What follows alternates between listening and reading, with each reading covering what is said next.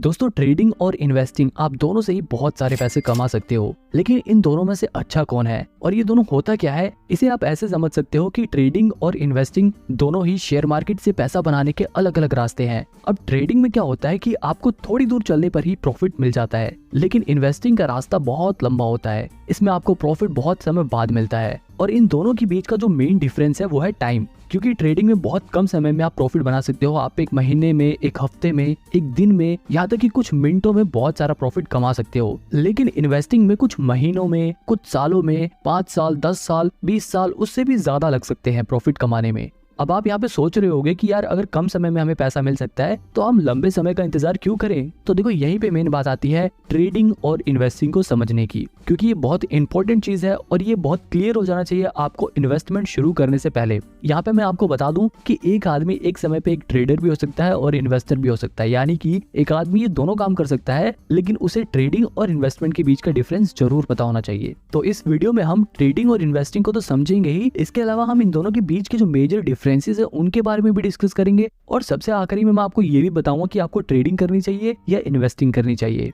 अब देखो, सबसे पहले समझते हैं ट्रेडिंग और इन्वेस्टिंग के कॉन्सेप्ट को। इसे समझाने के लिए मैं आपको एक एग्जांपल देता हूँ। मान लो बाबूराव नाम का एक आदमी अपनी मोबाइल की दुकान खोलता है। उसकी दुकान बहुत बढ़िया चल रही थी। वो मार्केट से सस्ते दाम से मोबाइल लाता और अपनी दुकान पे बेचकर प्रॉफिट कमाता। उसका काम बढ़िया चल रहा था, लेकिन जब भी कुछ समय बाद उसकी दुकान के सामने एक और दुकान खुल जाती है तोतला सेठ की, और वो वही मोबाइल बाबूराव की दुकान से भी सस्ते दाम पर बेचने लग जाते हैं। मतलब कि बाबूराव जो फोन 10,000 में बेचते थे, वही फोन तोतला सेठ 9,000 में बेचने लगा। अब क्योंकि तोतला सेठ की दुकान पर मोबाइल सस्ते मिल रहे हैं, तो लोग बाबूराव की दुकान पर क्यों खरीदेंगे। अब क्योंकि भैया बाबूराव के पास कस्टमर तो आ नहीं रहे थे, इसलिए वो बस दिन भर टीवी पे न्यूज ही देखता रहता। सारे ग्राहक तोतला सेठ के पास जाने लगे थे। जब भी वो टीवी में न्यूज देखता है कि जिस ब्रांड का मोबाइल वो लोग बेचते हैं, वो मोबाइल चिप की शॉर्टेज की वजह से बनना बंद हो गए हैं। अब यहाँ पर बाबूराव के दिमाग में आइडिया आता है, क्योंकि मोबाइल की डिमांड तो लोगों में बहुत ज्यादा है, लेकिन मैन्युफैक्चरिंग ना होने की वजह से अब उसकी सप्लाई बंद हो जाएगी। अब यहाँ पर देखो, बाबूराव दो काम कर सकता है।